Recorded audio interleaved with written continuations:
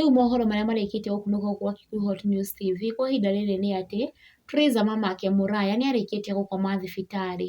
Nĩ ndeto yakorwo ĩgĩkĩrwo mũkonde kana gũconfirmwo nĩ TRÍZA we mwenyewe through her Facebook page. Na maya mahanĩkĩte thutha wa mafans a TRÍZA mamake Mũraya gũkorwo makĩmwaga live-inĩ ya Canjamũka presenting her blood.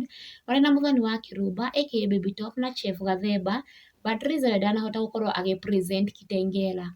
Na mbica iria TRÍZA arĩkia kũrekereria kũgerera page-inĩ yake ya Facebook nĩ ironekana atĩ nĩma nĩ mũrwaru mũno, kuona akomete gĩtanda-inĩ meaning she's admitted, ahotekete, ngĩmũ quote ũrĩa akĩmenyithia Akenya na mafans kũgerera page-inĩ yake ya Facebook. Unauliza kama ni ukweli niko hospitali? Yes, but my page iko na admin, so lazima kazi iendelee. Ni hayo tu kwa sasa, nawapenda. Na immediately Karangũ Mũraya nĩ ũmwe wa arĩa makorwo makĩingĩra comment section na kũmwendithĩria kuona kwa naihenya.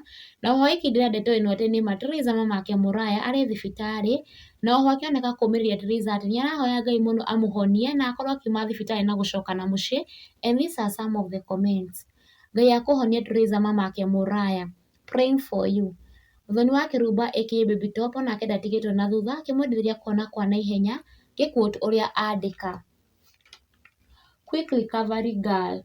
Much love from Kitengela. And from Kikuyu Hot News TV, quick recovery TRÍZA mamake Mũraya.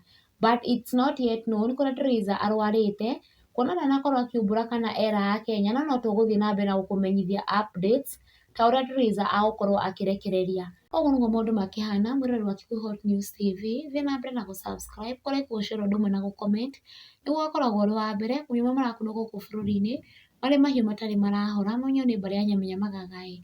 Stay tuned for more updates.